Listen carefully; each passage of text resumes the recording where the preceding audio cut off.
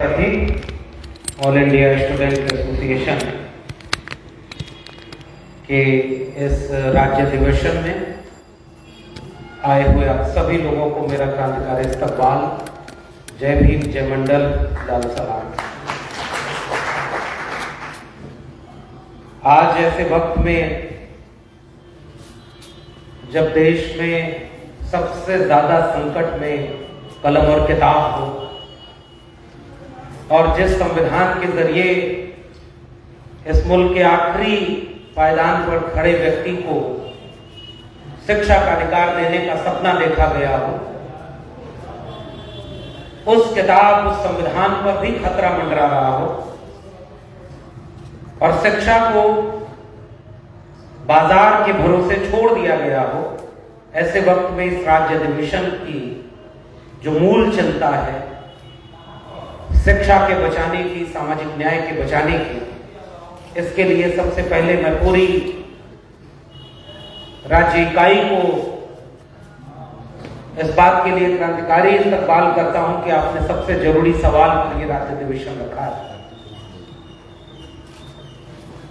और जिस व्यक्ति को यहां बोलने के लिए बुलाया है, वक्ताओं में शुमार किया है, वो इस बदलते हुए हालात का शिकार है। आज के वक्त में सांसदों को संसद से बाहर ढकेला जा रहा है, खिलाड़ी खेल के मैदान छोड़ करके बाहर जाने पर मजबूर हैं और प्रोफेसरों से उनकी कक्षाएं छीनी जा रही हैं। ऐसे वक्त में हम शिक्षा पर बात करने के लिए इकट्ठा हुए हैं और चारों तरफ जितने पोस्टर आपने लगाए हैं, सामने जो मांग लिखा है, मंच पर जो लिखा हुआ है कि जुमला नहीं जवाब के बाद, शिक्षा और रोजगार के बाद, मुझे लग रहा है ये सबसे जरूरी हस्तक्षेप है। सवाल मेरा नहीं है कि मुझे नौकरी से क्यों निकाला गया। व्यक्ति उस रवायत का शिकार बनता है जो उसके पहले बहुत सारे लोगों के साथ की जा चुकी है, उसके बाद भी और ज्यादा चुनौतीपूर्ण ढंग से लोगों को शिकार करें। विश्वविद्यालयों में जो संकल्पना देखी गई थी, विश्वविद्यालय किसी भी समाज की बुनियाद होते हैं जो आधुनिक विश्वविद्यालय बनाए गए और उनमें शब्द जुड़ा हुआ विश्व, ग्लोबल नॉलेज, और अब उन विश्वविद्यालयों के भीतर ये माहौल है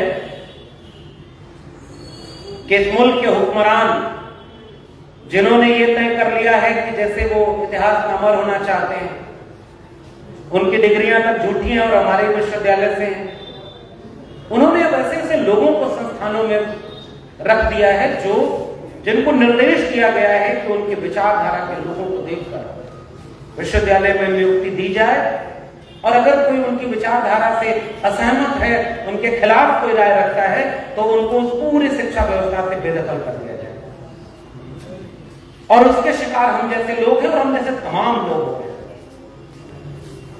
और इसलिए हमने ये चुना कि जब हमें इसका शिकार किया गया,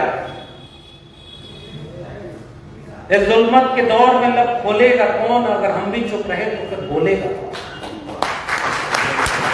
और इसलिए ये बोलना जरूरी है क्योंकि हमने अपने आंखों से उन विश्वविद्यालयों को, उस पूरी शिक्षा व्यवस्था को बर्बाद होते देखा है। हम आज यहां खड़े हैं, यहां पर पहुंचे हैं, तो वो इन विश्वविद्यालयों, स्कूलों, कॉलेजों के जरिए यहां तक पहुंचे। सरकारी शिक्षा न होती तो हम यहां तक कभी नहीं आ पाते। और इसलिए जब हम अपने सामने पूरी शिक्षा व्यवस्था को ध्वस्त होते देख रहे हैं तो ये हमारी जिम्मेदारी भी बनती है कि हम उसके ध्वस्त होने के खिलाफ खड़े हों और आम आवाम को भी ये बात बताएं कि आप अगर बचा सकते हैं तो कलम और किताब बचाइए, शिक्षा बचाइए।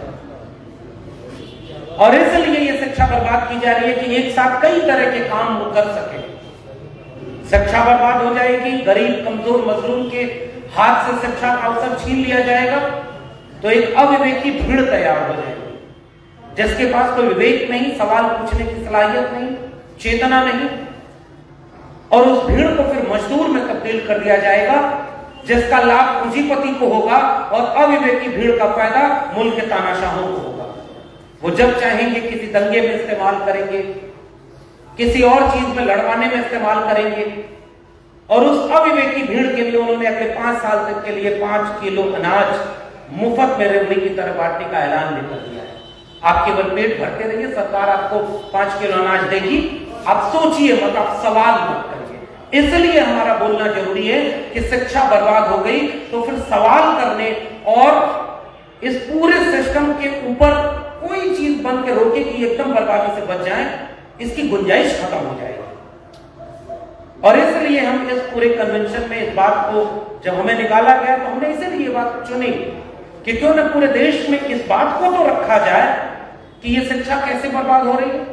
परसों हमने दिल्ली में प्रेस कॉन्फ्रेंस भी की थी और उसमें यही ऐलान किया, जितने भी तरह के संगठन हैं, जितने भी तरह के लोग हैं जो इस बात की गंभीरता को समझते हैं कि शिक्षा बचाना कितना जरूरी है, क्योंकि तलवार और त्रिशूल और बंदूक से लड़ने का काम अगर कोई कर सकता है तो वो कलम और किताब ही कर सकती है। इसलिए हम कलम और किताब बचाने की कोशिश करते हैं और इसलिए हमने वहां ऐलान किया कि पूरे देश में जहां भी कलम और किताब बचाने के लिए, शिक्षा को बचाने के लिए हम एकजुट हो सकते हैं, हम एकजुट हों। हमारे बाद के वक्ता उस सिलसिलेवार बातों को रखेंगे, लेकिन मैंने शुरुआत में क्यों कहा कि यह सवाल किसी एक व्यक्ति की नौकरी से निकाले जाने मात्र का नहीं है, क्योंकि अब तो पूरी व्यवस्था ऐसी बना दी जा रही है कि शिक्षा को बाजार के भरोसे छोड़ दिया गया।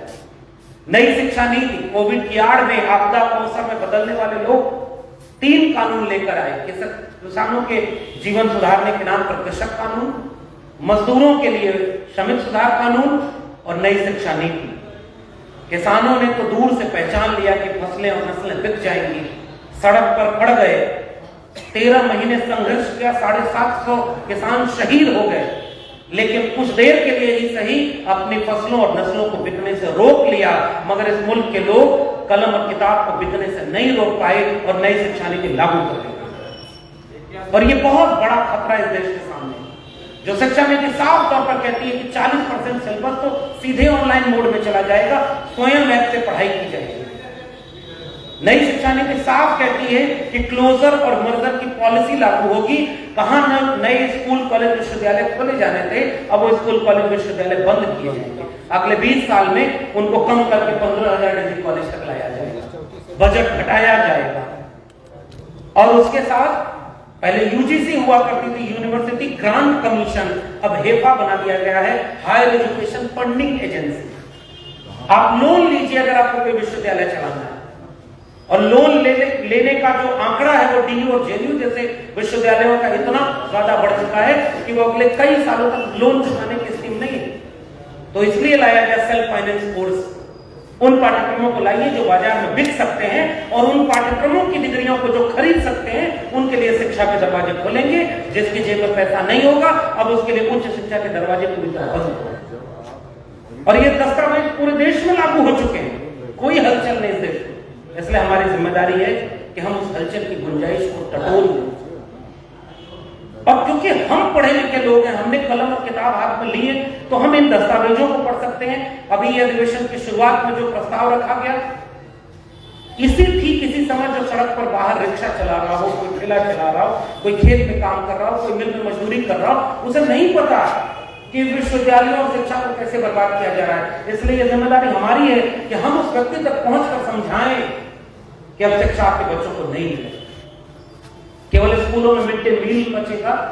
और सोचिए ना, कौन से घरों के बच्चे वहां पढ़ने जा रहे हैं और कौन से बच्चों के घर लाखों रुपए की डिग्रियां खरीदने वाले जो अशोका, गंगोटिया और तमाम तरह की यूनिवर्सिटीज में जाएंगे। अब डीयू और जेएनयू भी उसी तरह बनने वाला है। और जो थोड़ी बहुत रही सही कसर थी, प्रतीकात्मक रूप से ही समझिए, विश्वविद्यालयों और कॉलेजों के कैंपस में अब सेल्फी पॉइंट बनाए गए। इस मुल्क के तानाशाह की तस्वीर है, उसके बगल में खड़े होकर के इस देश के प्रोफेसर, रिसर्चर और छात्र अब सेल्फी लेने के लिए मौजूद कर दिए गए।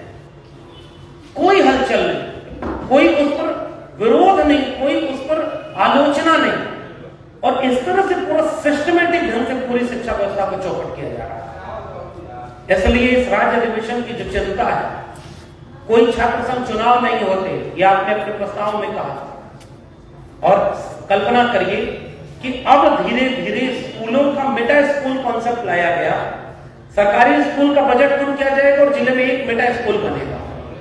तो मिडल स्कूल में कौन जाएगा, डिग्री कॉलेजों में कौन जाएगा? इमारत ढह रही है। और मैं तो उत्तर प्रदेश का रहने वाला हूं, वहां के अधिकांश सरकारी विद्यालयों और स्कूलों की इमारतों के बीच या तो लावारिस पशु रात में पनाह लेते हैं या गरीब कमजोर मजलूमों के बच्चों के ख्वाब वहां पर पनाह लेते हैं। अब कोई भी सक्षम है तो अपने बच्चों को सरकारी स्कूल में नहीं भेज रहा है। तो ये तो बंट गया है भारत।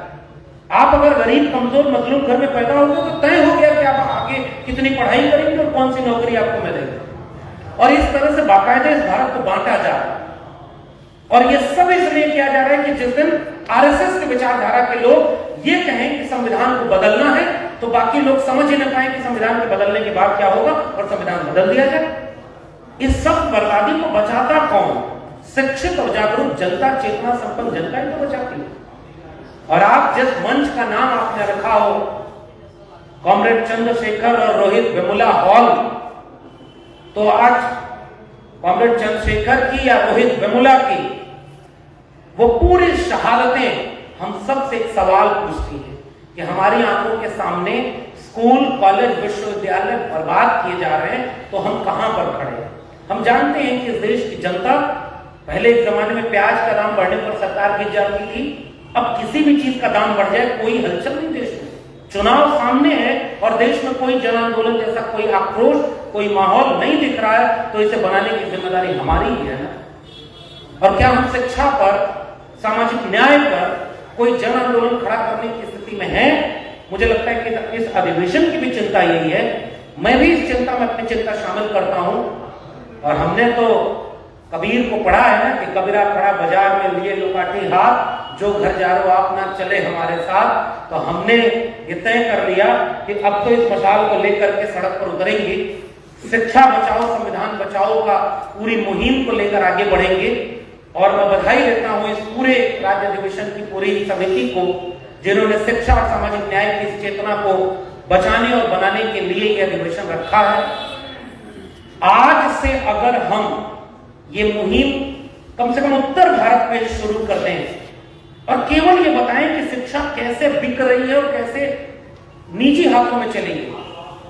विदेशों से कह रहा है, यहां का एक शिक्षा मंत्री संसद में खड़ा होकर बोलता है कि विदेशी विश्वविद्यालयों के कैंपस अब डीयू, जेएनयू जैसे कैंपस में खुलेंगे। यहां के लोग वहां पढ़ने जाएंगे, वहां के लोग यहां पढ़ने जाएंगे, तो वो किसके लिए होंगे? वो इस देश के 90-95% आबादी के लिए नहीं है।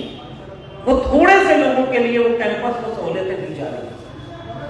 और ऐसा अपॉइंटमेंट सिस्टम बनाया गया है कि जो शाखा में जा रहा है वो प्रिंसिपल बन रहा है, वो डीन बन रहा है और वो उसकी परमानेंट अपॉइंटमेंट हो रहे हैं। तो जो नहीं जा रहा है उसके ऊपर कमेटी बिठा दी जा रही है, उसकी रिकवरी हो रही है और उसको इतने तरह की चीजों में फंसा दिया जा रहा है कि वो भी इतना मजबूर हो जाए या तो शाखा में चला जाए या शिक्षा व्यवस्था से बाहर निकल जाए। तो चौतरफा हमला हमारे ऊपर किया जा रहा है। और मैं ज्यादा वक्त न लेकर के इस पूरे अधिवेशन का जो संकल्प पत्र है उसके साथ अपनी सहमति जताते हुए ये गुजारिश करूंगा कि क्या हम इस पूरे सवाल पर किसी भी किस्म से जन आंदोलन खड़ा करने की स्थिति में हैं, इसकी गुंजाइश को तलाश करते हुए यहां से एक संकल्प लेकर निकले कि हम जितना भी बचा सकें कलम और किताब को बचाएं, सरकारी शिक्षा को बचाएं। बचाना इसलिए भी जरूरी है, सरकारें सरकार की तरह काम करती है। जिस बिहार की सरकार को, हम महागठबंधन की सरकार को इस बात के लिए बधाई देते हैं कि जब देश और दुनिया में हर तरफ बेरोजगारी का आलम है, तो यहां बिहार में महागठबंधन की एक ऐसी सरकार है जिसने एक साल में आजादी के बाद पहली बार एक मुश्त 5 लाख नौकरियां बांट दी, सरकारी नौकरियां बांट दी, जाति जनगणना कराई, सामाजिक न्याय का ऐतिहासिक अध्याय जोड़ दिया। आरक्षण आज की तारीख में सबसे ज्यादा पूरे देश में कहीं लागू है तो बिहार में लागू। इन तमाम कामों के लिए और सांप्रदायिकता के रथ को आपने रोका है बहुत देर तक। इन सारी चीजों के लिए अगर बधाई देते हैं तो इस बात के लिए आलोचना भी करेंगे कि आपके यहां भी शिक्षा व्यवस्था में ऐसे फरमान आ रहे हैं जो पूरी शिक्षा व्यवस्था को बाजार के हाथों में रखने के केंद्र के फरमान के बराबर खड़े होते हैं। इसलिए हम उन तमाम फरमानों को खारिज करते हैं और उसके खिलाफ भी यहां से अपनी सहमति दर्ज करते हैं। क्योंकि आप अगर विश्वविद्यालय के शिक्षकों को कलर बनाने की तमाम बंदिशें लगाएंगे तो इसका मतलब आप भी नहीं चाहते कि इस देश के इस राज्य के भी विश्वविद्यालय आजाद ख्याल, आलोचना सत्ता की तरह काम करती है और हम जनता है तो जनता हमेशा प्रतिपक्ष में खड़ी होती है। सही को सही और गलत को गलत कहेंगे। और आपकी इस भी प्रस्ताव के साथ पूरी सहमति जताते हुए इस पूरे अधिवेशन में, क्योंकि मैं एक माफी भी चाहूंगा क्योंकि मुझे एक दूसरे कार्यक्रम में सीवान निकलना है तो मैं तुरंत निकल रहा हूं और बहुत खेद है मुझे कि मैं अपने तमाम वरिष्ठ और अनुभवी विद्वान साथियों को नहीं सुन सकूंगा क्योंकि मुझे अभी तुरंत जाना है। और मैं उम्मीद करता हूं कि आप मुझे इसकी इजाजत देंगे। इस पूरे प्रस्ताव के साथ मेरी सहमति है और आगे जो भी यहाँ से कोई योजना बनती है, कोई रूपरेखा बनती है कार्यक्रम की, तो अब तो हमने ये संकल्प ले लिया है कि इस पूरी लड़ाई को आखिरी दम तक निजी जोखिम जितना भी उठाना पड़े, हमने तो कम से कम शिक्षा के सपनों के पंख को लगाकर हमने यहां तक की उड़ान तो तय कर ली, कम से कम आगे लड़ाई उनके लिए भी लड़ी जाए जिनके हाथ में अभी तक कलम और किताब नहीं पहुंची। इसलिए हम इस लड़ाई को पूरी शिद्दत के साथ यहां से जो भी प्रस्ताव बनेगा, जहां भी हमारी सहमति रहेगी, हमारी सहूलियत रहेगी, हर कदम पर शिक्षा और संविधान बचाने की इस लड़ाई को, सामाजिक न्याय की लड़ाई को हर कदम पर आपके साथ मिलकर लड़ेंगे। इस पूरे भरोसे के साथ इस पूरे अधिवेशन में मुझे आमंत्रित करने के लिए बहुत धन्यवाद। जय भीम, जय मंडल, लाल सलाम, इनकलाब जिंदाबाद।